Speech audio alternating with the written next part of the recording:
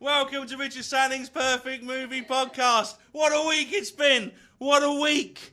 As we found out during the hacking of Sony, it has once more been announced that Idris Elba might be a black James Bond. Which makes more sense when you realise Idris Elba is black. What they mean is, a black man might play James Bond. Needless to say, the internet was a prick for days about it. As lots of people found this prospect unacceptable for some reason and put forward an argument that was basically that I want to play Martin Luther King. Confusing a real person with a fictitious character they happen to like a lot the way he is. But I think it says something about race relations in the USA if Sony would rather Seth Rogen and James Franco's The Interview started World War III than say out loud they might cast a black man in something. Now, there are people out there who hate the idea of Idris Elba as Bond, but don't hate the film Skyfall. Anyone who likes James Bond and doesn't hate Skyfall doesn't like James Bond. Skyfall is a terrible, terrible film. Skyfall? They should call it awful. Am I right, guys? Guys? Skyfall has more flaws than a Dubai skyscraper. Skyfall is like my uncle at a party. Nicely lit, but boring. Skyfall is so dull, it's envious of butter knives. Skyfall is so long and boring, Ang Lee thinks Skyfall is long and boring. The X-Files is coming back. Yay! Well, there were films, it counts. There's good news and there's bad news. The good news is, new X-Files! The bad news is 6 mysterious black goo episodes. Seriously, I hope this time they make it all about monsters and don't have too many holodeck episodes or one set in modern day London. Rubbish. Personally, I don't really need new X-Files episodes. I just like an apology for the last 2 seasons, the ending and the second film. No, actually, I love the X-Files. I love the X-Files. I love the X-Files. Hey, what was that episode where it was really weird and freaky and amazingly odd, and then at the end nothing really got resolved? The X-Files was very much of its time. In pre-9/11 America, the worst and most menial job Mulder and Scully could be given as punishment to make them try and quit was domestic terrorism. The smoking man could smoke indoors. Mulder didn't even have a blog. So I, for one, am excited to see how the show will adapt to a modern computer age where crisp, clear, high-resolution digital photography has essentially all but stopped anyone claiming to have caught a UFO on film anymore. So I can't wait for Fox Mulder going all WikiLeaks on us while the vaping man tries to thwart him all the while trying to avoid anything even remotely seriously being taken over by Homeland Security, who will label Mulder a terrorist at least once an episode because his search for the truth makes him an enemy of the state and try and send him to Guantanamo Bay. Should be a lot of fun. Should be a lot of fun. Should be a lot of fun. Why was Scully boiled in red wine and spices? Because Fox Mulder. It's an actual joke. What do you want? The casting of Captain Marvel has been confirmed. But we aren't allowed to know who the actress is, what Captain Marvel will do, or what film she'll be in. Woo! Despite this, half the internet has already complained that her boobs aren't big enough. And the other half already complained that her costume is sexist. Incidentally, this sort of immediate and predictable reaction to anything online is known as Pavlov's blog. It was National Theatre Day. I thought about giving the celebrations a go. Then I saw how much they wanted for tickets and decided to watch a film instead. And finally, engaging with movies online can be quite damaging for your self-esteem. Say Anything blocked me. Birdman won't retweet me. And It Follows unfollowed me.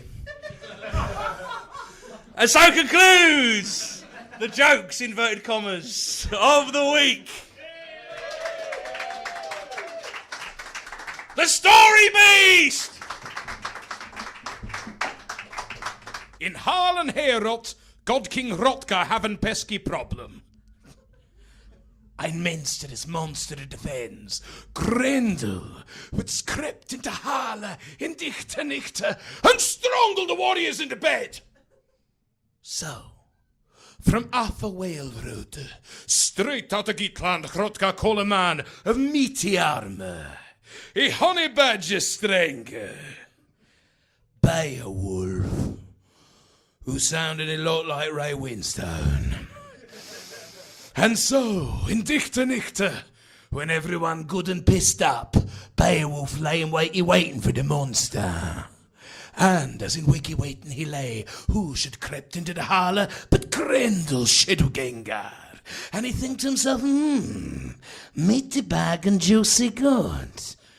And what do you think gonna happen? Up stood a Beowulf and roasted the monster down. Do you like that? Do you like that, slag? Who's the daddy? Bet 365. And he ripped the arm off of Grendel. Me armour! Dickhead! And there was much rejoicing in the harbour. Yeah! For this the nectar, and that the nectar, and the nectar after that, but the nectar after that. When everyone good and pissed up, who should come herring into the harbour but massive trollhack Grendel Mother, who strangled many the more the warriors, and Beowulf he all like, what? We're gonna need a bigger boat. So he ridden out to Farici until he came to an forest. Dead, he bereft of life, and in the forest sat a poil, rippling which weird and currents, and strange beasties. So Beowulf, he stripped a bollocky buff, and he cast out for to find a manxome menster mother. And as he swam, what should come herring from the bottom of the poil, but massive trollhack Grendel mother, would drag a warrior down. It down. Excuse me, sorry, would you mind passing me that drink? Thank you very much. Thank you.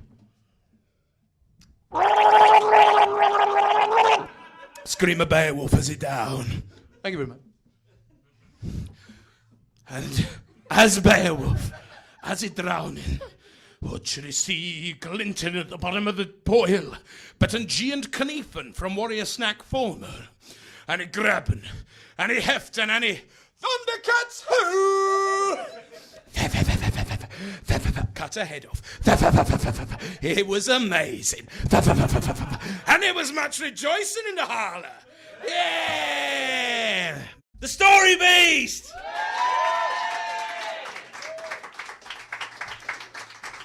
Ladies and gentlemen, Robin Ince!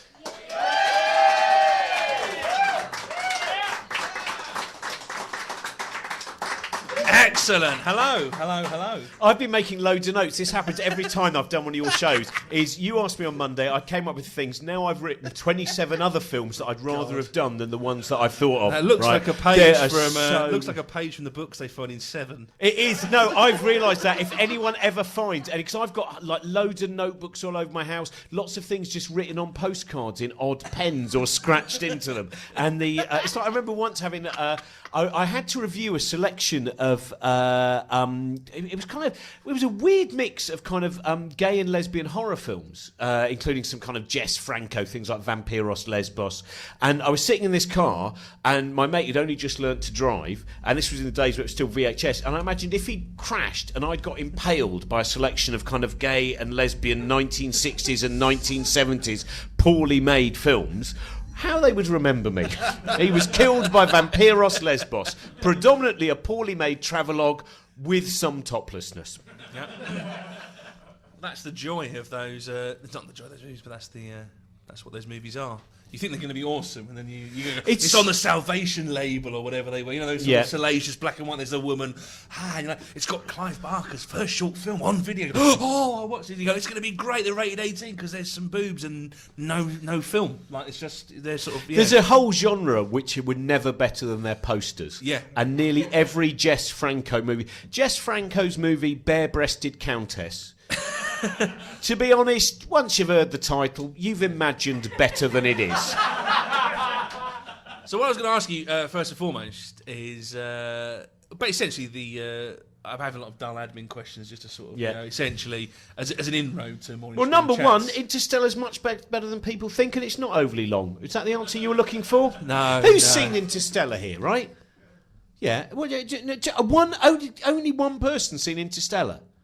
It's fucking great. And I sat next to a physicist watching it, and I kept turning around, and he was smiling. So it's accurate. The thing about all Christopher Nolan films is it's a little bit like fool me once, shame on you. Fool me twice, shame on me. And so every time Christopher Nolan makes a movie, it's like, oh no, I will go and see it. And it's like, oh, this is terrible. And it's always, so instead it might be really, really good, but most of his films, like basically his Batman films, have made me never want to see any of his films ever again. But because I don't know, because it's like, to find out if it's good, I've got to gamble 3 hours of screen time. It's just like, I'd rather have the 3 hours than to know it was a good film, because I don't like Christopher Nolan enough to take a chance, because he's spoiled himself for me. See, but I find that with Tim Burton films, thinking of Batman directors. Now. But most Tim Burton films, I think this should be something I really like. This has got all the. If you just go, these are the ingredients of the film. These are my things, and then somehow you still end up going. There's kind of, apart from Ed Wood, obviously. Oh, yeah.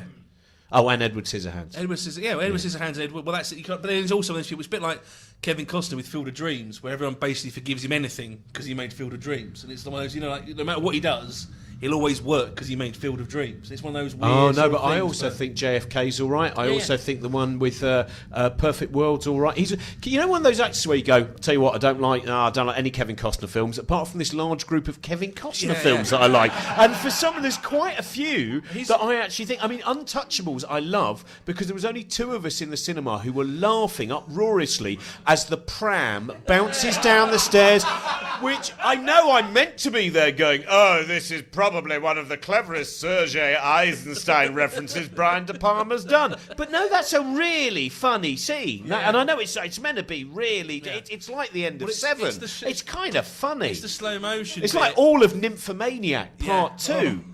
I genuinely don't know if Lars von Trier is playing one of the most elaborate Dadaist jokes played by any director. Because has anyone seen Nymphomaniac or Nymphomaniac? Nymphomaniac, the first one's a fantastic mix of bizarre sex stories and fly fishing tips.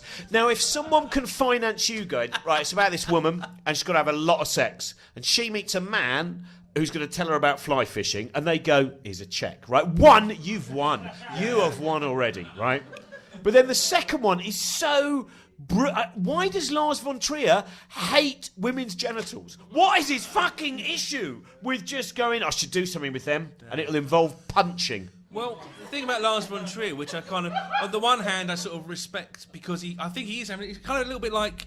To me, I put him in the same thing as Peter Greenaway, except I like Peter Greenaway. I don't really like Lars von Trier. Dancer in the Dark gave me flu. Right, this is true. I went to see... I went to the it was the old Swiss Centre cinema, and I saw, first of all was Nurse Betty, which was Neil LaBute. I enjoyed that. They're dead. And then I started watching Dancer in the Dark, and I was fine. I was just sitting there going, it's all right. And then I left, and I was ill for 4 days. That's how much. It wasn't me actually mentally disliking. My body rejected my act of seeing Dancer in the Dark. Well, the thing is, Lars von Trier came up with not solely, but the whole Dogma 95 thing. When you look at what Dogma 95 is, you go, he's just invented a way of not trying to make films properly as a thing. He's basically gone, and I remember being at university sort of late, obviously later than that, but kind of going, every student film I make was a Dogma 95 film because I didn't have any money or any ability. He goes, so what, I can't be bothered to get never put it on a tripod. Why? Because you can't afford a tripod. Yes, no natural, only sort of natural lighting. You go, you're basically making a student film, making it a thing, rather than making you be lazy and not try it. Like, see, I don't mind that because I think Festen is great. I think Festen really works because of that. I actually even thought Mifune was okay. But what gets me with The Idiots, and a friend of mine ran a cinema at the time, Screen on Baker Street, when The Idiots was on, and because I think it was the first kind of 18 certificate film that actually had penetration in it, penis penetration as my into friend vagina. Said, you should see it, there's proper knobbing. But this is the thing is, my mate, I used to just hang around then. We'd just kind of sit at the bar of the cinema, and we would watch every single day at 12:45 when the film started. Single men with a briefcase would run down, looking like they were still pretending they had toothache, which they'd had to say to whoever they worked with, I'm really sorry, Gareth, this bloody molar, I'm going to have to go and get something done with it. Run down to see The Idiots, wait until the penis goes in, and then leave looking cross. Genuinely, this whole, like, they could have said there's pornography. There was loads of pornography. No, I want to go and see because this is official. This is art pornography. No, too close up. It gave no real sense of perspective. I'm angry. What am I going to say to Gareth? The thing about Lars von Trier is I think you can always tell this. I know, like, it's one of those things, like, because I think if you like Lars von Trier, it doesn't matter if you like Lars von Trier. I don't. I think it's some care. great stuff he's done. But like, because he's not shit. It's just that there's something about that whole. You know, like I watched the trailer for Nymphomaniac, and it's one of those things where, like, if in a 90-second trailer, 3 times watching it, I've gone, oh, fuck off. I'm probably not going to watch the film. You know, like, it's probably a good film. You go, oh, it's like Antichrist, which was just like watching someone's misery wank. It was just sort of awful. It was like, what's the point? Like, why, what are you doing? Like, I'm all for sort of, you know, challenging and this and that, but you kind of watch it and you kind of go, well, yeah, all right. What's the point? If you'd put one orangutan in it, it would have been a better film. Yeah. I don't know why, but I was just imagining the trailer for Nymphomania, and for no reason, halfway through, there's just a bit where it goes, right turn, Clyde. Yeah. And then it goes, there's going to be an orangutan and some bikers in it as well. I might watch this. A Danish reboot of Every Which Way But Loose. Well, Any Which Way You Can still works as a title for Nymphomania. Yeah. Were you always into movies as a kid, or was it something that came later? Were you? No, I was the first film I saw was I think the first film I saw at the cinema, so when I was 4 years old, was The Beowulf Fox, which was recently used by Metallica at Glastonbury to if anyone was at Glastonbury, they had this you know what, Metallica, I've got to admit, I think that the first documentary about them was fantastic. I saw that in the movie, but I wasn't sure I'd like Metallica. But so it starts.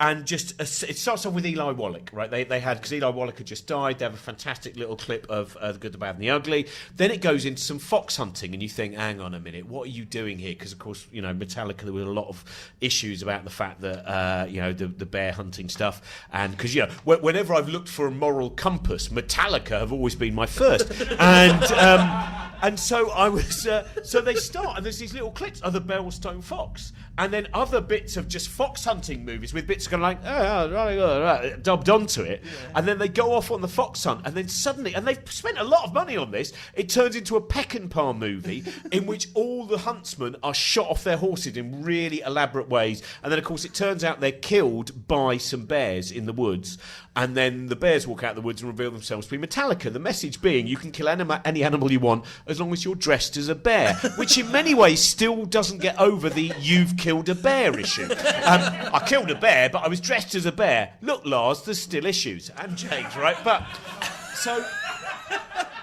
so that was that. So Beowulf Fox, which is the first. Take and see that, and it ends with Eric Porter, right? It's basically similar to Fox and the Hound, right? A little cub is brought up with a puppy, and then when the cub's released, it turns out that Eric Porter he hates that fox. It's, you know, not like it on the buses. You don't get you, but a lot more bleak than that, right? And his pack of hounds are killed when the fox goes over a railway line and stuff like that, and right at the end, he gets to a cave and he's going to kill the fox.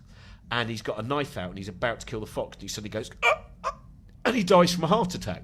So the first film that my dad took me to see is one that ended. So I had to go to my dad going, why did he fall over at the end? And my dad then explained what heart attacks were. Now, still, this didn't put me off films, right? Not even Disney's Robin Hood put me off films. Not even the double bill of Alice in Wonderland and Candleshoe put me off films. Not even seeing Herbie Goes Bananas at the Gerrard's Cross Cinema, which also doubled up as where Sid James went to go and see that naturist movie, just for fact fans there. So I loved, and from the age of 8, when I was 8 years old, in a bookshop in Amersham, I bought Alan Frank's book on horror movies, which Mark Gatiss, of course, has talked about a lot in his series. And that was when I really fell in love with films, because I opened this book and it was filled with The Frozen Dead, you know, which was kind of a weird Nazi horror movie. It's quite hard to get hold of, and images of Boris Karloff and Bela Lugosi and all of these things. So that was when I loved films that I'd never seen, but I was like, oh, these look fascinating. And so ever since then, there's always an amazing holy grail, because before the internet, when it was difficult, you know, because I always mentioned about how, like, piracy was really hard when there was no internet, because back in the day films were banned. So if you wanted to see, that was, but so like if you were into piracy when you were, when I was young, it's because you liked films. It's because the government went, you can't see this. You're like, how dare you tell me I can't? I'm going to get a copy of that. And it's really hard when there's no internet and you're basically just trawling Pitsy Market hoping that some bloke's got like, you know, you go like, you know, there's always everyone's got, yeah, I'm into piracy. You go, yeah, almost, not like a badge of honour, but you kind of go, yeah, what have you got? I've got Wolverine a week before it's released with the special effects not finished. What have you got? I've got Reservoir Dogs on video. It's 1993. I'm 14. Like 1-0. Like that's how you feel. But so I get into like piracy. What was the film you most, in terms of actually a banned movie? And I'm talking, you know, including 80s stuff, all the things that were only, you know, I suppose made permissible in the late 90s. What was the one you thought that is going to be the most incredible film? And then you saw it and you went, not as good as I imagined, despite the shark versus zombie moment. Yeah. Well, actually, even though it's not a bad, you know, it was probably because I saw Clockwork Orange, that was great, and I saw Reservoir Dogs, which was only banned on video, that was great. To be honest, the first one because I think because it was the first one I actually got, rather than there was loads and this was the one that stuck out. It was probably Driller Killer as being there's no one's really getting killed and nothing's really happening and it's not really that interesting. And I've seen Movie Drome on BBC, so I've seen films filmed like this, but this is just screaming and noise. I don't really understand what's going on. It was kind of bad. It's bad. And you kind of go, why was it bad? Because you assume, because you see Reservoir Dogs, you see Clockwork Orange, you assume if a thing's bad, it's because it's too good, as opposed to it's shit and gruesome. Like rather than, you know, you gotta go, this must be amazing. Yeah, because the man can't handle what's in the. Oh no, it is actually just disgusting for like 80 minutes. Like that's the thing. Well, most of them are just utterly rubbish. Yeah. Most of those video nasties, the ones that actually made the list, are just not very good. Yeah. But they're quite, but they are quite. But that was the thing, yeah. There was always these films. You see, also because the thing was about buying videos, there was always that thing where you'd have the trailers, especially if you bought random shit in video shops like me. The trailers for things. Human experiments. Human experiments. Human experiments was one of my favourites. Yeah. That was at the beginning of my sisters deliberately bought me Hills Have Eyes in some kind of like job lot of getting rid of stuff from a house, and I saw it when I was 10, and it still is a creepy movie, Hills Have Eyes. But that one, they were human experiments. She was a girl travelling. Human experiments. And then you see it, and there's very few. There's films. She's mainly in a room, and it's a bit dark. All those ones. But And then the man walks out and goes, "We did some more experiments." But like Last House and that. But also I think it's a shame with some of those like Giallo-y, you know, like House by the Cemetery and those sorts of films where you watch them and you go, some really great cinematography here. They're just unpleasant. No, the Fulci movies, right? If anyone's not seen Lucio Fulci in particular, the Beyond House by the Cemetery and what's the one that I'm missing there out of the three? They are fantastic because they make no sense. Yeah. If you are looking for a narrative arc or anything, they make things happen and you go, like in House by the Cemetery, you go, just walk away. He's moving very slowly. Yeah. He's decaying. Just walk away. The ladder's there. Oh, no, I'm just going to stay standing here screaming until I'm consumed. Then when they manage to get away from everything, at the end, right, everyone survived, and then they get out of the well, because, you know, obviously there's a well in it, and and then suddenly there's a little boy, and the boy who's a lovely little boy, and they go, "Oh, you made it, Simon." And then they suddenly look at Simon again and go, "Ah!" And there's no logic to that. It's just Simon. It's fine. Oh, no, but the lens is now cracked, so it must have meant that Simon was a demon, but we forgot to put that detail in the plot. And But then in the middle of it, that there's makes that no massive. sense. In the middle of it, there's like a massive shot that's like a sort of goes around the entire up of the wall, around the house. This beautifully, and you're going to go. You can direct stuff. Why aren't you directing? Like, why aren't you? Like, I love them. It's like I think one of my favourite Dario Argento films is Inferno. Yeah. And if you're looking for any kind of shape or like, there is no. If you just go, that was interesting. You know, if you're watching Sitting by the Living Dead, and you think, well, I didn't really get the plot, but I did see someone vomit up their entire internal organs. Yeah. So you know, And like, you can't have everything, can you? You've got a choice. Yeah. Do you want plot or offal? Which I think, you know, that's. I don't know, but I think E4 are making it into a game show. Yeah. As you speak, aren't they? Plot or offal? Plot or offal?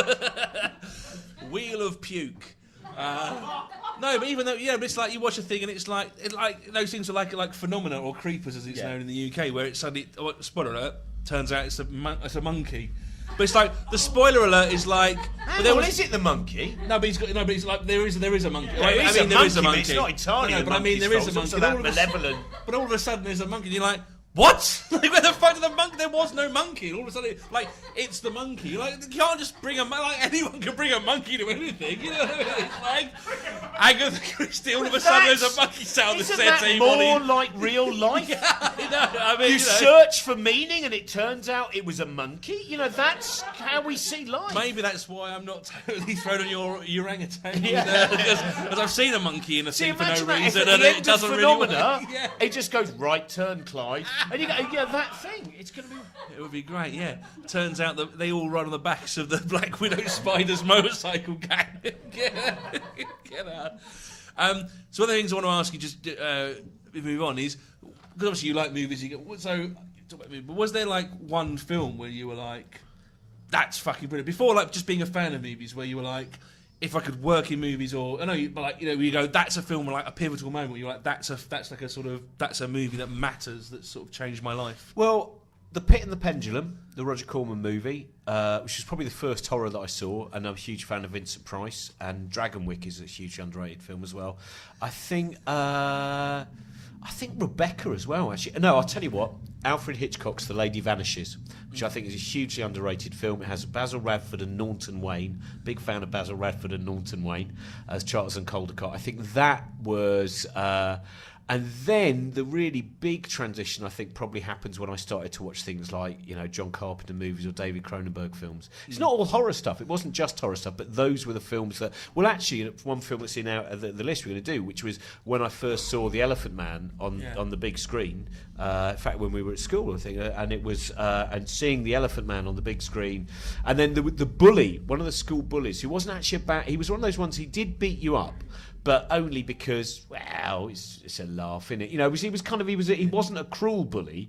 He was also one of those. He once saved me from being attacked because he said that it was his job to attack me, and so he beat up the other two boys. So he was, nice like that. He was, benevolent dictatorship. Yeah. It was.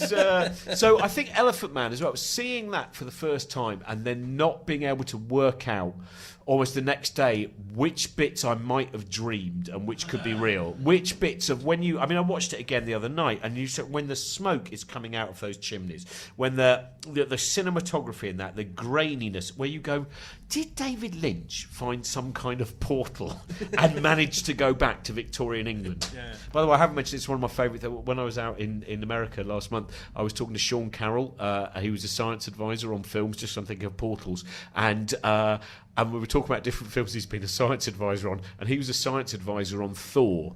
And I said, so what exactly is, when you're dealing with a mystical Norse god with a magic hammer, what are the scientific quandaries? And he went, oh yeah, look, but actually they did need, like, he was a bit annoyed with me, going, Thor doesn't need science. Well, actually, the producers wanted the wormhole in which the gods of Asgard were going to come through to be as authentic as possible. So the gods of Asgard are very authentic wormhole. And now it's time for the hashtag game. Which is the best that's ever been received, because no one here has an idea what the hashtag game is, so they're not reticent.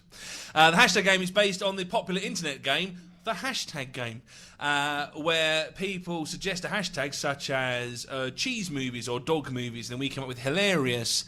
Essentially, the internet has decided to make a waste of time out of I'm sorry I haven't a clue games. So we've come up this month. It's British movies. Make a movie British. And Robin Ince is not taking part because when I emailed him to do it, he didn't read my email, so hasn't done anything. But that's fine because he's going to the bar to get us all a drink. So thank you, Robin. We'll let him off. But it's Make a Movie British, so I'll go with some to start with. And it's I'm here with John Henry, the story beast, who has actually done it. Like a good boy, professional. So we'll start with Make a Movie British.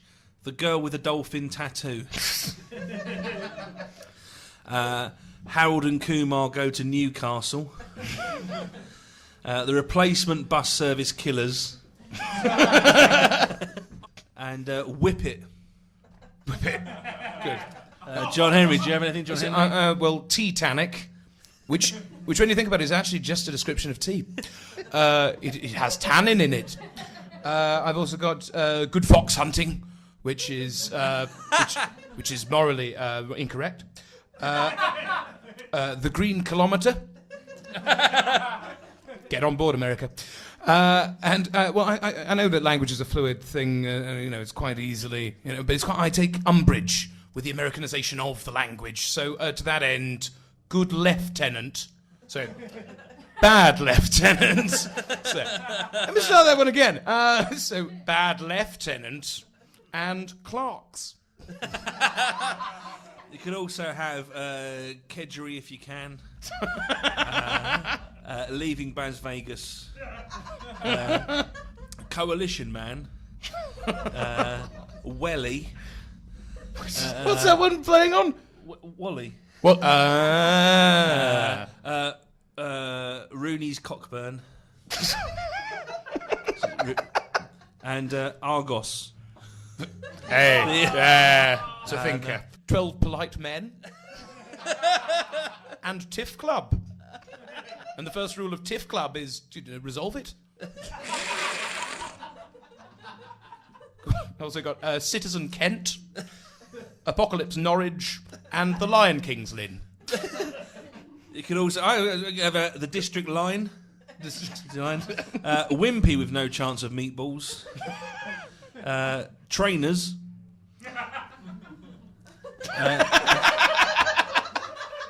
Maidenhead Hunters. Good film, very good film. Q, the Winged Serpent. Cream tea with Mussolini. And so concludes the hashtag game. Yay! And so it's time for the main part of the show, where our headline act, Mr. Robin Ince, chooses his favourite scenes from films, favourite beginning, ending, and two miscellaneous scenes in the middle. We will talk about them and then act them out live on stage for your amusement. So he gets to be in his perfect movie. Now, I should point out, of course, that when I say perfect movie, what we mean is the things he could think of when I asked him, and he had to, at the moment, go, oh, these scenes. Yeah, you didn't let me have Tarkovsky's Stalker, because you said the lack of any form of sound in the first 10 minutes may create a John Cage-ish moment on my podcast. Well, this is the problem with the podcast, is that as much as I like to say it's perfect scenes from, movies and that sort of thing, it's mostly dialogue based. So this is Robin Ince's 4 favourite dialogue scenes from any films. But actually, even then, because I was making a list when you were doing your bit at the beginning, it's not even my 4 favourite dialogue scenes. It's not. It's because there's so many other ones that I realised that the one that I most wish I'd put in would be the death of Meredith Merridew in Theatre of Blood with Vincent Price. Robert Morley, if you've not seen Theatre of Blood, a fantastic, probably, there's some debate on this, but I would say the best of the kind of trilogy of Vincent Price gets revenge in macabre ways, using either the 10 Plagues from the Bible. It's a better film than, you've got... Abominable Dr. Phibes is a good. It's got some beautiful things in it. The soundtrack's really good. Ian Hendry, Henry's tremendously amazing in that. underrated Ian Hendry. Because obviously you like all the Amicus stuff and all those anthology movies, and the Ian Hendry zombie. And Tales from the Crypt. Yeah, that's not an Amicus. That's not technically Amicus, is it?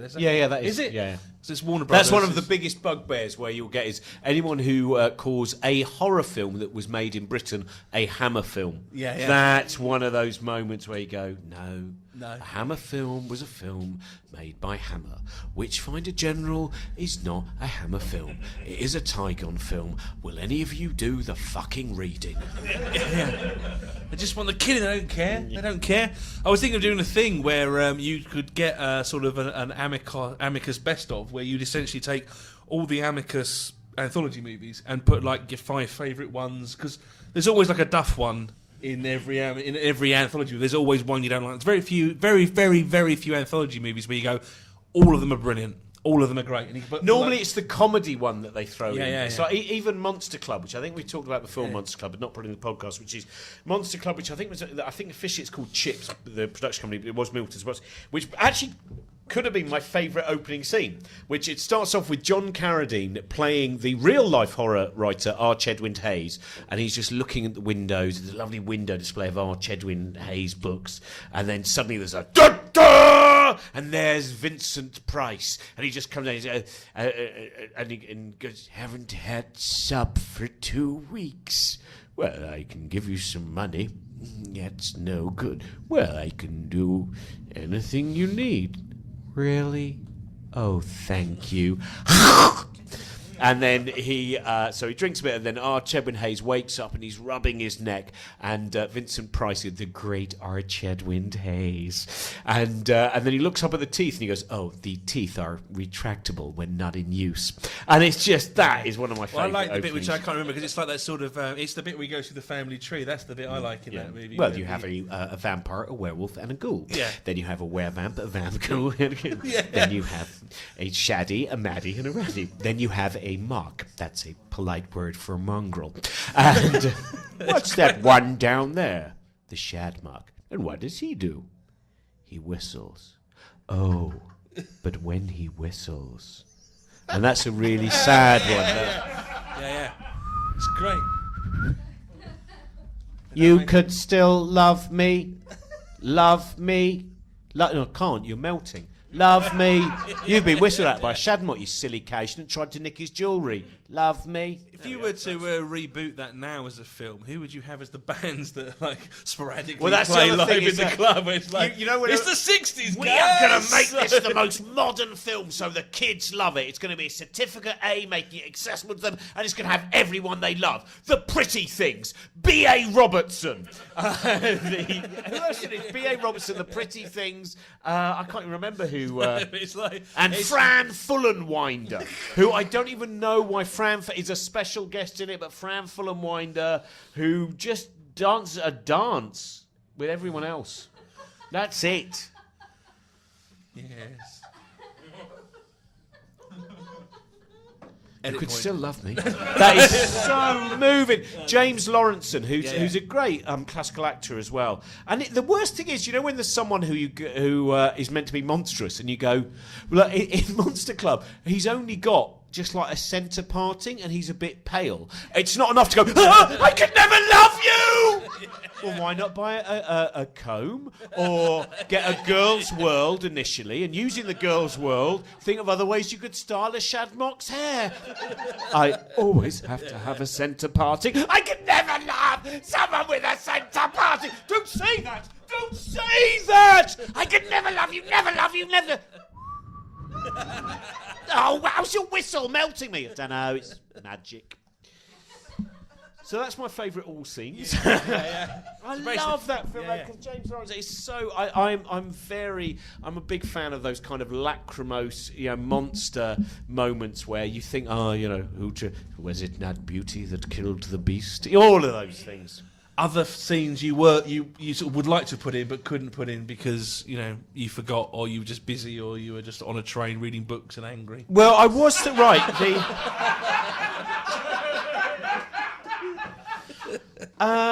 in terms of opening scenes, I was thinking. Do you know what?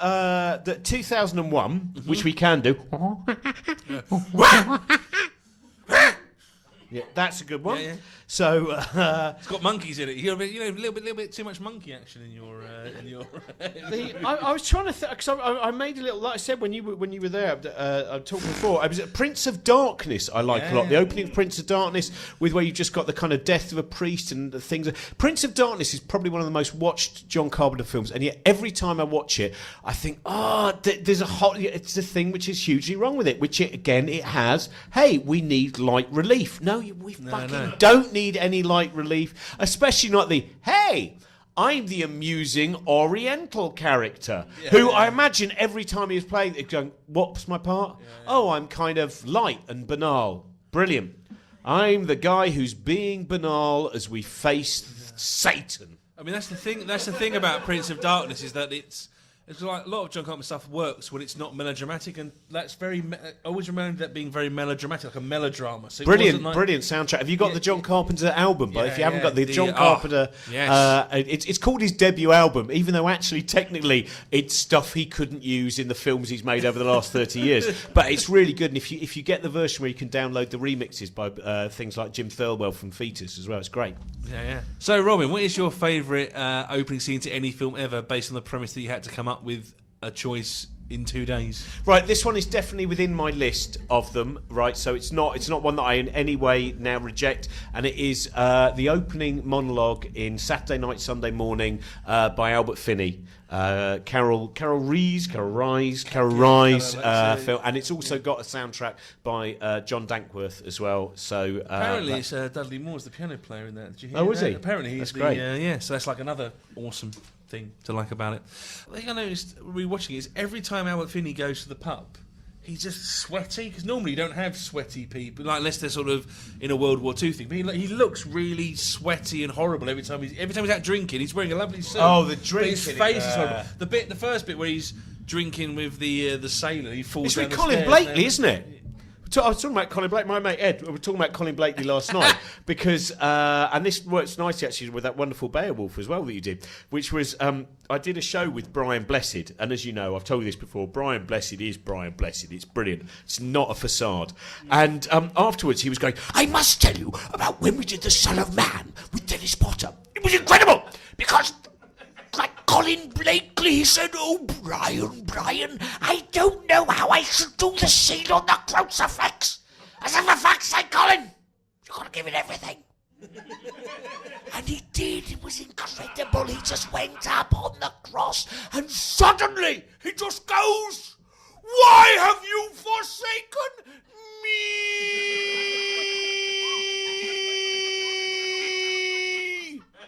It was amazing. And it was, he did it for much longer than he has on me to see how good that would be. So yeah, it was Colin Blakely, I hope. Yeah. If not, that was an awkward segue. It's fine. No one listens, so no one will pick you up on it. So what is it about this film that you like? What is it? It's just one of my favourite of all the kitchen sink films, and you know you've got Kind of Loving and Look Back in Anger, which I think is kind of quite a flawed. I think Look Back in Anger overall, because the main character he's just not in any way likeable. He's just and I think it's got some beautiful scenes, kind of jazz. The Entertainer, obviously, which I think also was Carol Ride as well. But there's Saturday Night, Sunday Morning. I think it's just Albert Finney who is one of the great actors, and there's a lovely description where someone went, the trouble for Albert Finney's career was there was a point when he suddenly decided that he liked lunch more than acting, and but you look at some of the things he did. Charlie Bubbles, I'm a big fan of Charlie Bubbles.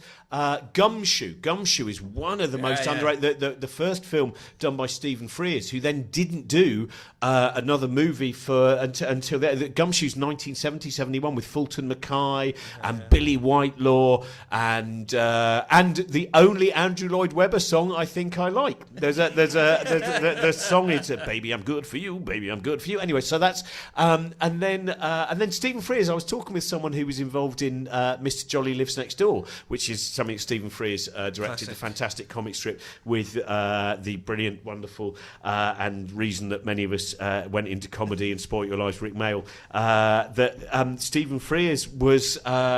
He didn't realise he was about to go back to Hollywood, so it was kind of like, it wasn't like he was going, "I'd love to do the comic strip." It was more like, "I've got to work." So because he did two comic strips, did Mr. Jolly, and I think he might have done. It might have been I think Consuelo or Private Enterprise, one of those, I think, Stephen Frears.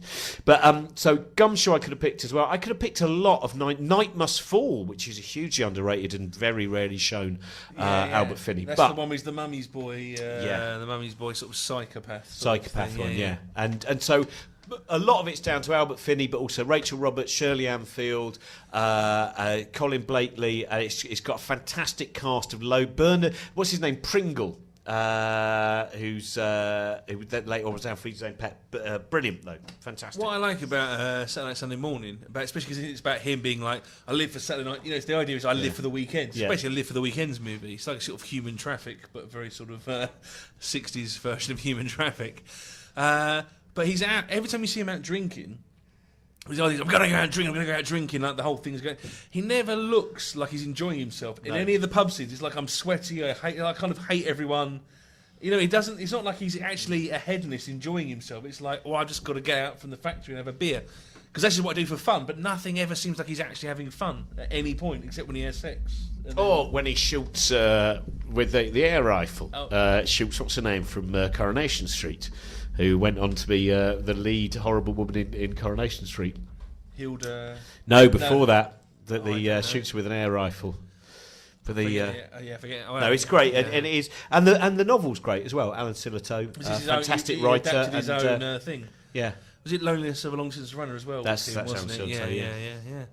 This is the opening scene. So it's Seaton, isn't it? It's Arthur Seaton. Arthur Seaton, and we've got it's in a factory basically. So you see, it's a little bit. This is pre-credits actually. The credits don't go up after they all cycle out on their bicycles from the Nottingham factory, and so it's just him, but making shit on his lathe, and then a voiceover kicks him in. Yeah. So this is the opening monologue. So, Mr. Robin Ince with the opening scene to Saturday Night Sunday Morning. 954, 950 bloody 5. Another few more, and that's the lot for Friday. 14, 3 and twopence for 1,000 of these a day. No wonder I've always got a bad back. That'll soon be done. I'll have a fag in a bit. No use working every minute God sends. I could finish in half the time. Won't be like a but they only slash me wages if I did that. So they can get stuffed. Don't let the bastards grind you down. That's one thing I've learned. Jack's one that ain't learnt it. He wants to get on. Yes, Mr. Robbo. No, Mr. Robbo. I'll do it as soon as I can, Mr. Robbo. Look where it got Robbo. A fat gut and a lot of worry. Fred's all right. He's one of them. He knows how to spend his money. Like me. Enjoys himself. That's more than them poor beggars know. They got ground down before the war and never got over it. I'd like to see anybody try to grind me down. That'd be the day. What I'm out here for is a good time. All the rest is propaganda. Scene.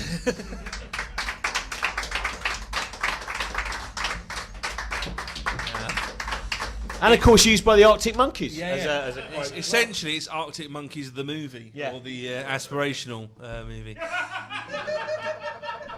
So we should move on to your second favourite scene. Right, second favourite scene is I'm a huge fan of David Cronenberg. Who's seen Map to the Stars, by the way? Has anyone seen Map to the Stars yet, the new David Cronenberg? Not yet, no. It's fucking brilliant.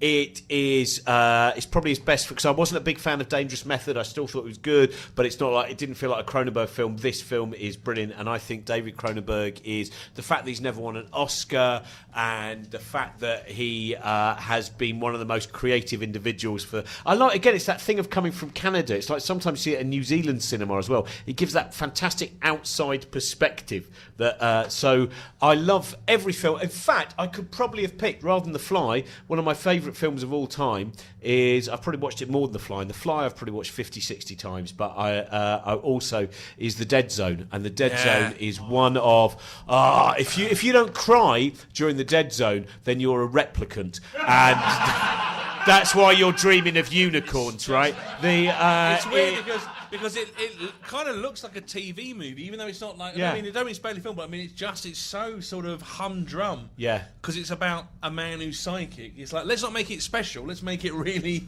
That moment where there's a bit where his ex-girlfriend comes up to there with Greg Stilson literature, and he just closes the door and he turns around and he can say nothing, and he is broken, and then it goes straight into him having a vision of a bunch of kids dying in an ice hockey accident. That's hard to do, get a segue, but Cronenberg knows how. It's a great bit. It's like, it's your daughter, Amy, screaming. Yeah. It's not too late.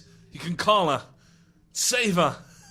It's just the whole fucking. It's brilliant. It's just a really beautiful film. It's one of the, and that's the thing. Sometimes we go, Cronenberg's very cold. Well, he's cold if you can't understand emotion, unless it goes. Oh, I saw When a Man Loves a Woman. It's so sad. Meg Ryan's an alcoholic, but fun. But fortunately, then she becomes teetotal and really boring. And Andy Garcia's happy because he hated the idea of a woman with joy. That's the kind of. It's really moving.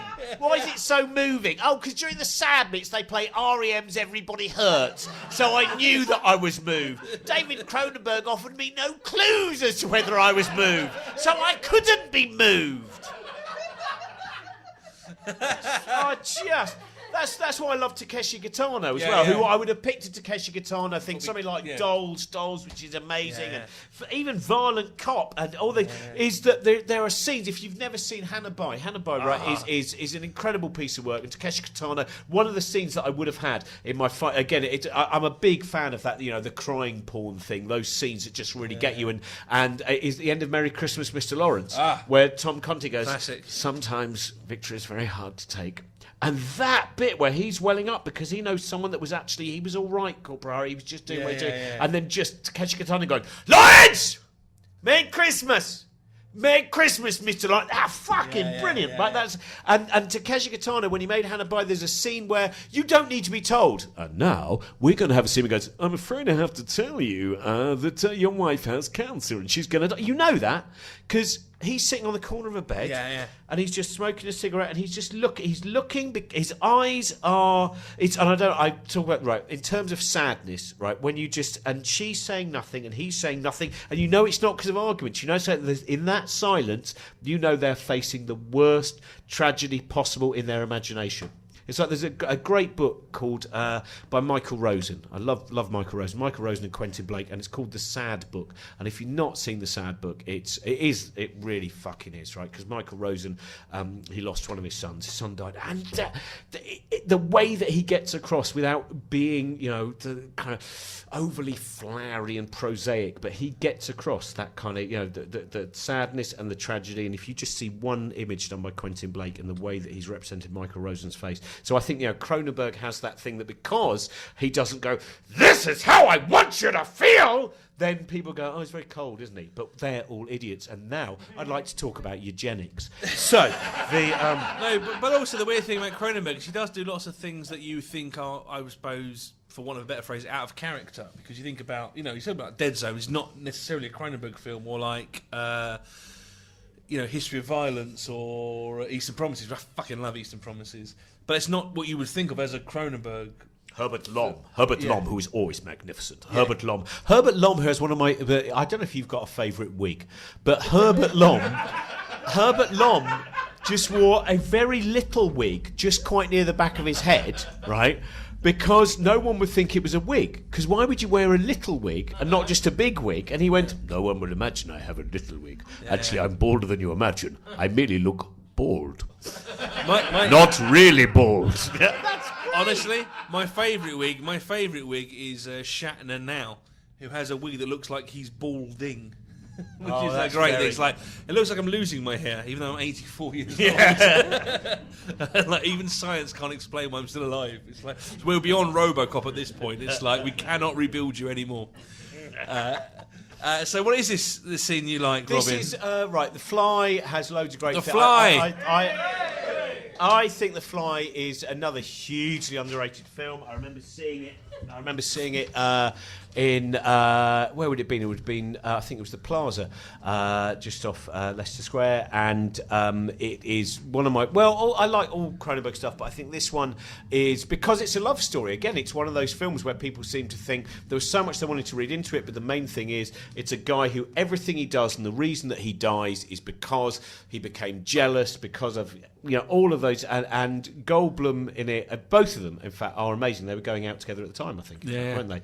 And they couldn't find a good actress to play the part, and he's just his girlfriend. He didn't want to have to direct a couple in a film, but so they made her read for it, and they basically read loads of other actresses, and apparently no one else was as good as her, so they kept her in it. But it wasn't like a nepotism thing. Yeah, he suggested her, and no one else could find anyone better. But yeah, The Fly is one of those films that you watch, because obviously I'm a bit younger than you, Mr. Ince. 10 years younger than you, I think. Oh, that's surprising. But no, it's one of those films. It's one of those films like RoboCop that you watch, I think, when you're too young to actually get it. Yeah. So you just enjoy the violence, and then later on you watch it again and you go, oh, it's actually a really, really good film. So because you're watching it like as a 14, 15-year-old when it comes out, you don't actually go, this is amazing. You're going to go, he pukes on that bloke's face, this is awesome. And then you watch it again and you go, oh, this is really sad. Like, this is actually a tragedy. The Fly, you watch it and go, it is actually genuinely really sad. It's beautiful, yeah. Yeah, because but the thing about Cronenberg with like his films is when he's disgusting, he's properly disgusting. Not really in a Hollywood way. It's like, this is actually disgusting. You know, in a like. Well, that's one of my favourite bits in the film. Is when she goes round to visit him, and he's going to eat a donut, and he goes, and he sicks on it, and he goes, "Oh, that's disgusting." But he's not saying It's actually that he's forgotten. Oh, that's disgusting. I've forgotten that to you, someone vomiting on their food is disgusting. It's brilliant. Yeah, we've all been there.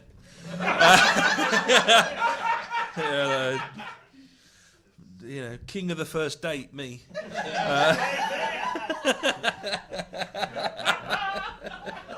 So this is the scene. What scene we're going to do? We're going to do the scene. This where, is the final. Why have we not mentioned her name, by the way? Gina Davis. Gina Davis. So it's basically the final time. Everyone loves Gina Davis.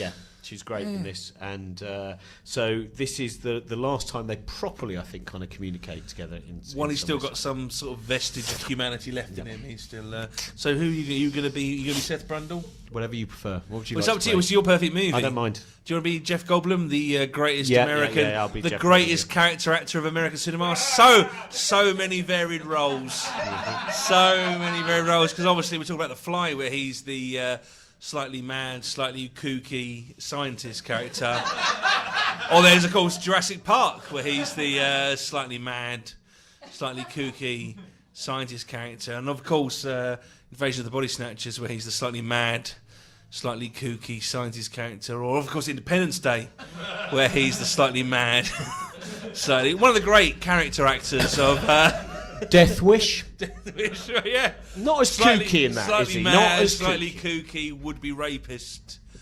Elf Girls Are Easy. Slightly mad, slightly kooky alien scientist. So, just throwing in that curveball for all of us that, that weird shit thing that was on ITV late at night where he was a detective who could see ghosts. He also played the popular, occasionally, accidentally or so it seems, racist Nobel Prize winner James Watson as well in a drama about DNA. The Fly. Seth Brundle stumbles into the bathroom and opens the medicine cabinet, which is full of body parts which have fallen off. Brundle talks to his teeth before confiding them to the cabinet. You're a relic. You're vestigial, archaeological, redundant artifacts of a bygone era of historical interest only. As Brundle closes the cabinet, he catches sight of Veronica, who has entered the lab and is standing opposite Brundle, with Brundle's bedroom in between them. You've missed some good moments. Is that why you're here? You catch up? I wanted. My teeth have begun to fall out. The medicine cabinet's now the Brundle Museum of Natural History. Do you want to see what else is in it? No. Then what do you want? I came to tell you. I wanted to see you before. You have to leave now. Never come back here. Have you ever heard of insect politics? Neither have I. Insects don't have politics. They're very brutal. No compassion, no compromise. We can't trust the insect. It's like to become the first insect politician. You see, I'd like to, but I'm afraid of... I don't know what you're trying to say. Brundle steps forward. Veronica takes a step back and Brundle gazes up through the skylights. I'm saying I'm an insect who dreamt he was a man and loved it. But now the dream is over and the insect is awake. No, Seth. I'm saying I'll hurt you if I stay. If you stay and if I stay. If we both stay. Stay with me, baby. That's very changed the reading there. I'm saying I'll hurt you if you stay. Veronica leaves. Brundle starts to cry. Scene. When the day is long and the night is yours. We don't need to use Everybody Hurts. It would help people understand that Seth Brundle's upset, though. So your next scene is... Elephant Man! The Elephant Man! I was in the Marriott Hotel Leicester last Friday, and at 1 a.m, I turned on to Elephant Man, and I realised that not only is it a brilliant, beautiful, it's an incredible cast.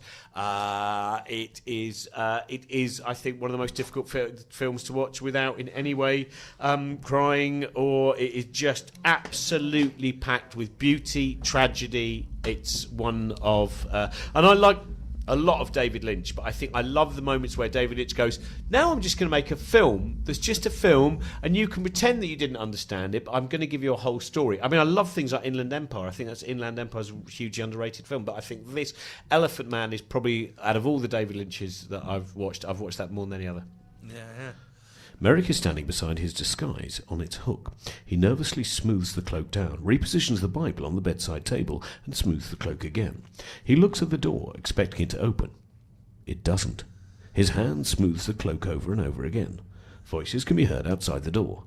Merrick freezes. There are 2 raps at the door. Merrick flinches, clutching the cloak. The raps are repeated. He pulls himself together and walks to the middle of the room. He takes a deep breath and closes his eyes. Come in. The door opens and Treves and Cargom enter. Cargom's eyes are riveted on Merrick, but he contains his shock. John, may I introduce you to Mr. Cargom? Mr. Cargom, this is John Merrick. Hello, my name is John Merrick. I am very pleased to meet you. I'm very pleased to meet you. How are you feeling today? I feel much better. Are you comfortable here? Everyone has been very kind. How's your bronchitis? Merrick doesn't really have an answer. Carr notices this, and Treves changes the subject. Mr. Merrick likes the food here, don't you, John? Much better than I'm used to. Oh, yes? And what was that, John? Potatoes. There is another agonizing silence. I understand that you were flogged. Merrick is at a loss. This is not part of the expected scenario. I'm feeling much better now. That's splendid. Tell me, how do you like Mr. Treves? As a teacher, I mean. Everyone has been very kind. How long did you and Mr. Treves prepare for this interview? Everyone has been very kind. Yes, of course, I understand. Well, it's been a pleasure meeting you, Mr. Merrick. Good day to you. Very good, John. Very good. I'll be back in a moment.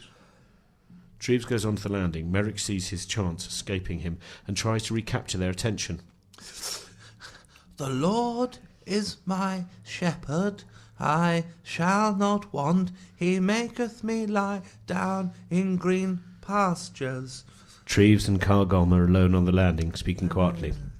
Well, it was a very brave attempt, Treves, but the man was obviously simply mouthing words taught by you. Yes, I'm sorry to have wasted your time. He restoreth my soul. He simply doesn't belong here. He'd be much better off somewhere else, where he could be constantly looked after. I'm sorry, Treves. Things have turned out this way, but good day to you. He goes. Merrick has come to the end of what Treves taught him to say. Yea, though I walk through the valley of the shadow of death, I will fear no evil, for thou art with me. Thy rod and thy staff will they comfort me. Mr. Cargom! Yes, what is it? It's there. I didn't teach him that part. Treves rushes back.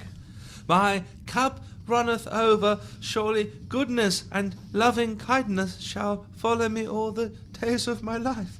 I shall dwell in the house of the Lord forever. How did you know the rest? I didn't teach you the rest of it. It's very strange. Tell me, how did you know the rest of it? The 23rd Psalm. I used to read the Bible every day. I know it very well. And the Book of Common Prayer, the 23rd Psalm, is very beautiful. It's my favourite. Treves, come and see me in my office when you're through up here. There's something important I want to say to you. Goodbye, Mr. Merrick. I hope we shall meet again. Why didn't you tell me you could read? Frightened. I see. I was afraid to talk. Please forgive me. Scene. Gets me every time, that one. Oh. Isn't that such a beautiful I bit? know. It just, the bit where... And then it almost goes straight into when John Gielgud says, "Can you imagine what he had to go through?"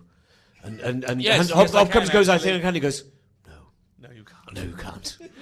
And then he goes straight to the fucking house, and then Hannah Gordon's there, and she's really composed. She goes, "I don't think no one beautiful's ever been so fucking hell." I've never been treated so well by somebody. as Fucking beautiful. Michael Elphick, leave him alone, you wanker.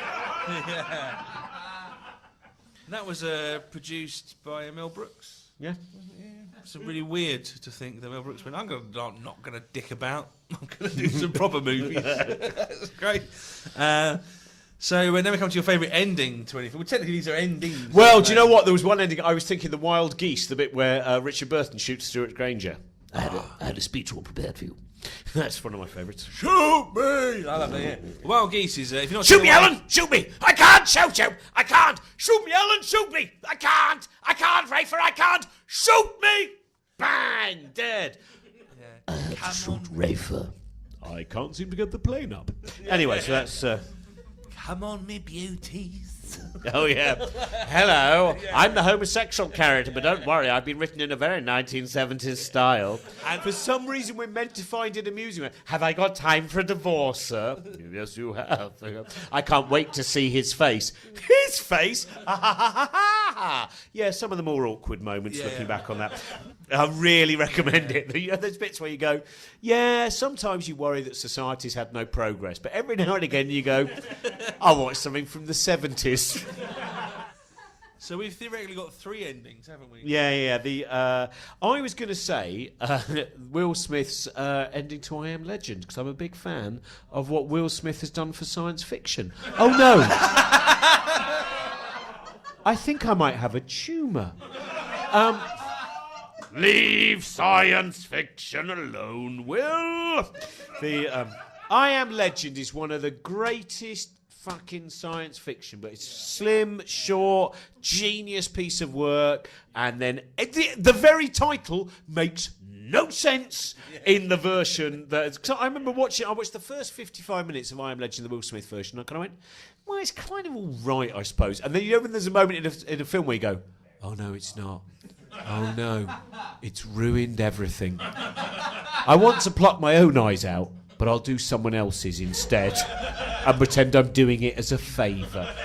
I Am Legend was the first time I had the thing which Mr. Rob Devitt calls waste of a torrent, which is that I was going to go and see it at the cinema, because I was going to go and see it at the cinema, and the queue was out the door, so I was like, oh, I can't be bothered with this. Then my mate who I was going to watch it with was like, I've got it on like shitty download, and I was like, all right, why don't we go back? Instead of going and watching we're never going to get in this screen. Let's go back to yours and watch the movie. Then we watched it, and I was like, fuck, I could have paid to watch this. I am fucking livid. Like, I was I'm watching it on a pirate, which is illegal and wrong, and I was furious that I might have paid money to see it. That's how fucking bad.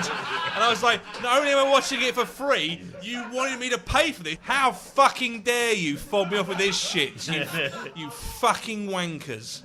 This is dog shit, and no one can release this with a straight face knowing it's not horse shit. The fuck is wrong with you? You should be fucking ashamed of yourself. It's how I feel about I Am Legend.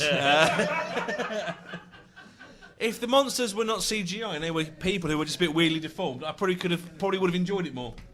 No, you still wouldn't have enjoyed it though. No. What you mean is you would have felt unpleasant less. But also the raising of a Canadian/American flag in Canada as a last scene doesn't really work on a podcast. As we mentioned none of it earlier. does. Right, so the other ones, I'm trying to think of what else I've got. Hal Hartley's Simple Men, which just ends with a line saying, don't move. And that I won't tell you more, but it's a really beautiful film.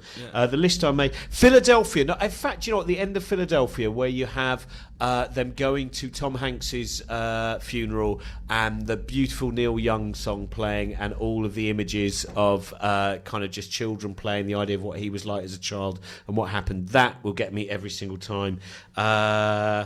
In terms of just for laughs, Requiem for a Dream. Not Requiem for a Dream, my God. That in terms of movies where you go after an hour, it's not going to get better, is it?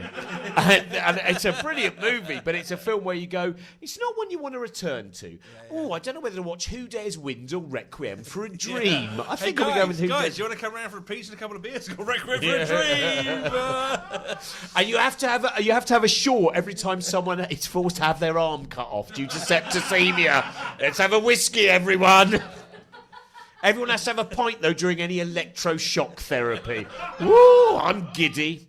The end of Exotica, I've mentioned Exotica already, but Atomic Goyen's Exotica has, again, it doesn't work. There's nothing we can do in this, but the end of Exotica, in which all of the loose threads are tied up in the most beautiful way, and then a final scene, which, again, in terms of gut punch, beauty, and brilliance, I think that is Atomic Goyen's greatest film. But I've chosen Invasion of the Body Snatchers. Each one. All three of them. Although three. Technically we didn't include Invasion, which is the Daniel Craig, Nicole Kidman, fourth sort of unofficial, well, let's just fucking nick it version. So we've got the 56, the 78 and the 93. Yeah. So we'll go through these really quickly. You'll go through really quickly because, you know, we've all got homes to go to. Right, you know, we don't normally get an interval, so, you know. 1956. Ready? Ready? 1956. John, we need right. This is 1956 one. John, could you join us? I would argue again, right? Yes. I would argue for the 1956 one that technically the best scene is the scene before the last scene, because it's the one where he realises that his girlfriend is the monster who runs away. Yeah. But this is where it cuts to this. So who are you going to be? What do you want me to be? I'll be whatever you want. It's up to you. All right, I'll do Miles because it's the biggest one. I don't really do acting. And I'll be Doctor. But then the Doctor's the main bit. Well, I'll be Doctor. You be Doctor. I'll be Doctor 2 and 3. Right. Sure. Everything dissolved into a waiting room. Miles is with some shrinks. You don't believe a word of this, do you? Sure, it's fantastic, but it happened. Well, do you just sit there measuring me for a straitjacket? Do something. Get on the phone. Call for help. What's the use? He cries while the doctors exchange glances. You get up from the couch and leave the room. Well, what do you think? Will psychiatry help? If this is all a nightmare, yes. Of course it's a nightmare. Plants from another world taking over human beings. Naiad as a March hare. A stretcher is brought in. What do we have here? Ran his truck through a red light. Greyhound bus smacked his broadside and knocked him over. Put him on the OR. Will you take him over Barnell for me, Doctor? Certainly. How badly is he hurt? Both arms and legs broken all to bits. We had to dig him out from under the most peculiar things I ever saw. What things? Oh, sorry, what thing? Yeah. Well, I don't. Literally doesn't matter which doctor's speaking. Well, I don't know. I don't know what they are. I never seen them before. They look like great big seed pods. Seed pods? Where was the truck coming from? Santa Mira. Dr. 2 believes Miles. He rushes over to the policeman. Get on your radios and sound on all points alarm. Block all highways, stop all traffic, and call every law enforcement agency in the state. Operator, give me the Federal Bureau of Investigation. Yes, it's an emergency. We linger on Miles, terrified at his ordeal, knowing he was right. You're next, and you realise you're next! Approximately. The end. And the now, end. 1978. So, and what I thought we'd do for 1978 was we could have a Donald Sutherland off. Yes. So, if you've not seen the ending of Donald Sutherland's 1978, basically it's twisted and he's the monster, and it's one of my favourite things. Hang on. Veronica Cartwright, who's brilliant, walks across the... Spoiler alert, but it's the fucking ending, so deal with it.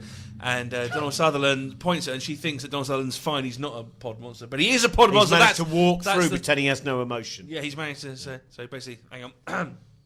He points at her and makes the noise that they make in Invasion of the Body.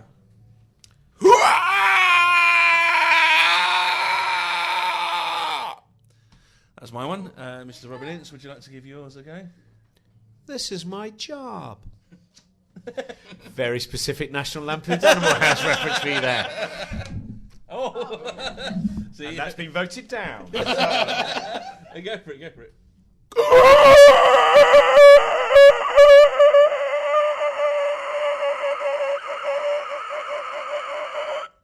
Pretty awesome. Go ahead. And Colin Blakely, that's exactly what he did on the crucifix. John Henry Fowl there. John Henry Fowl. So 1956 is that version, as you probably know, the Don Siegel version is kind of meant to be about the idea of communism, isn't it? The communism encroaching onto small town life. 1978 is meant to be about urban alienation. That's in San Francisco. And then Well, I was going to say before we move on to 1993, 1978 is one of the few remakes that actually does it properly and isn't bullshit. Because it even has, like, it's a remake, so you kind of go, oh, and they go, no, it's brilliant, because I've actually rewritten it to be set now, which would have been 1978, and Kevin McCarthy, who's the main guy in the first one, is in the second one, has the cameo. He even has the bullshit get the old guy back for the cameo thing, but does it fucking amazingly as properly. if he really has come from Santa Mara, and he's trying to explain that this is going to happen. So here just now. a bit where they've been driving through the car, and all of a sudden you just see the bloke from the first one slamming on the they're coming again, they're coming again, and then getting run over and killed. Yes, it's amazing. That's the guy who's the bad guy in UHF, for those of you who are Also, it's a reminder for tramps not to sleep so closely to their dogs for fear that a singular pod will turn them into a dog-human creature. Just a reminder. That's all. Get away from There's me. also, if you ever saw in the 90s, they did a... The best thing in it, though, is one of the weirdest fucking things about that version is Robert Duvall on a swing. There is a scene, and I have no one's explained this to me, but you just see they're in a park, and Robert Duvall is on a swing, back and forth, dressed as a priest, never appears in it again, never seen it before. It's fantastic.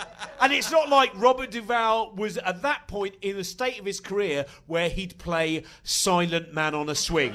Things had worked out well with Coppola, so that's brilliant. Yeah. And then in 1993, Abel Ferrara decided to do... You say Ferrara, I say Ferrara. Let's call the whole thing Catholic guilt. Decided to do a version set on an army base for no real reason other than... Well, no, I think it's meant to be about kind of the military-industrial complex and the idea of that taking over America. Well, obviously. Yeah. Do you know another end I'd have had? Also, End of the Affair. End of the Affair. I haven't mentioned any Julianne Moore movies, and I think Julianne Moore is just the greatest actor working. And in End of the Affair, which you've not seen, brilliant Graham Greene adaptation. And it's rated 18 for like no real reason. No, yeah, No, you know what the BBFC said about the End of the Affair? It's too much thrusting buttocks from Ray Fiennes. That's why his buttocks thrust too vigorously to be a 15. That's why it's an 18. Not for any real reason other than that's too much. And I watched Diary of a Call Girl, whatever that Billy Piper shit she did after Doctor Who was. And I was like, there's worse in this that's on ITV2 at night, 9 o'clock than there was at the End of the Affair. The fuck is wrong with people? No, it is a brilliant... So yeah, correct. Yeah, yes, from the audience there. That you that's can't hear another on the one in podcast. terms of the amount of tears that will come from that. And I remember returning home where my wife was in floods of tears, which she often is when I return home, and she was in floods of tears, and she was crying, and I said, "Are you okay?" And she went, "Oh, I was just watching this," and it was the End of the Affair, and I went, "Oh no, he's really moving." And then it turned out it was the first 5 minutes, so I was like, "Oh my god!" If it's had that effect on you, and for an hour 45, that's all it was. Beautiful, Julianne Moore, truly great actor, fantastic. But that's got nothing to do with this. No. This is the 1993 version. The thing I most like, the thing I forgot about the 1993 version is it's really well filmed. Like it's not. I don't think it's a great movie. 93. But it's 93. But it's really well filmed. The 93 version. It's really. I think it's probably his biggest budget he's had. Almost. It's like this is what happens when you give someone. The only weird bit is when the pods start masturbating next to two girls in a car. That was one of those kind of overruns from Bad Lieutenant, which didn't work. Yeah.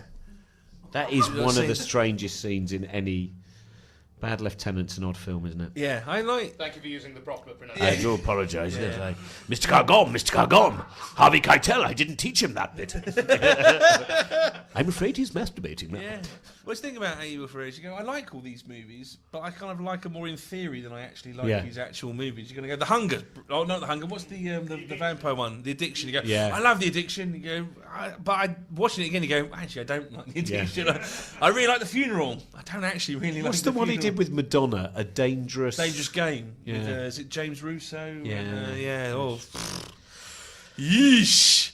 But King of New York. King of New York. Ba, Fucking ba, brilliant. ba, ba, ba, ba. Whoa!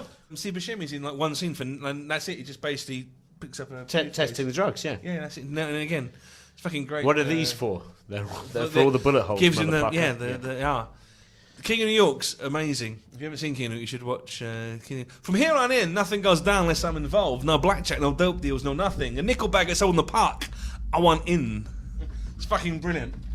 Fucking brilliant. Anyway, we're not doing King of New York. We're doing the 1993 version of Invasion of the Body Snatchers. Dawn. We see the army moving out while a voice overruns. Basically, what's happened is before this is important. Is that she's escaped with her army boyfriend, and her brother tries to get on the helicopter, and then it's like it's not her brother, it's a pod creature, and so she has to like throw him out the helicopter, which is really traumatic if you give a shit about children in movies, which I generally don't.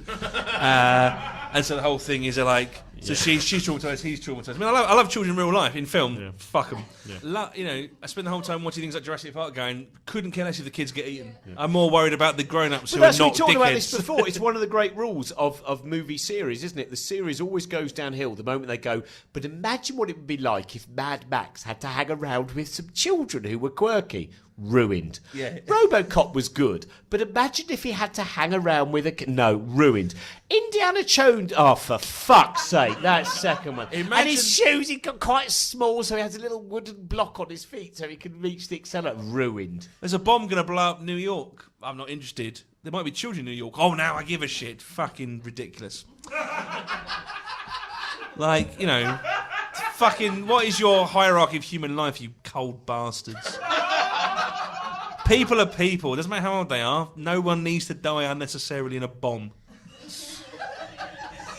Do you know what? I did the podcast there because that's a really salient point. And if you like it, you can vote for me in the forthcoming elections. It's the Internal Logic Party. So 1993, fucking hell. Dawn, we see the army moving out while a voice overruns. They said no one would believe us. Who could believe such a crazy story? I could hardly believe it myself. They destroyed everyone I loved. Our reaction was only human. Jeep driver looks up and sees a helicopter which blows up all the army trucks carrying the pod people. Revenge, hate, remorse, despair, pity, and most of all, fear. I remember feeling all those things as I watched the bombs explode. More explosions. How I hated them. They shoot up a petrol tank and the whole army base explodes. Everyone seemingly dies. Helicopter is flying over a city while ground control gives them landing coordinates. It lands at an army base, part of the airport, as a member of the landing crew ushers them down in slow motion. They get you when you sleep, but you can only stay awake so long. Creepy, slow voice. Where you gonna go? Where you gonna run? Where you gonna hide? Nowhere. 'Cause there's no one like you left. Down. Scene! Well, thank you very much for listening to the podcast and for coming to watch the show if you were here. My name is Richard Sandling. You saw John Henry Falle and Robin Ince. Thank you ever so much. If you enjoy this, listen to the other podcasts online. Why not do yourself a favour? They're all brilliant. Thanks ever so much. And you can check that stuff out online. And I'm fucking drunk. I don't care. See you later, everyone. Good night!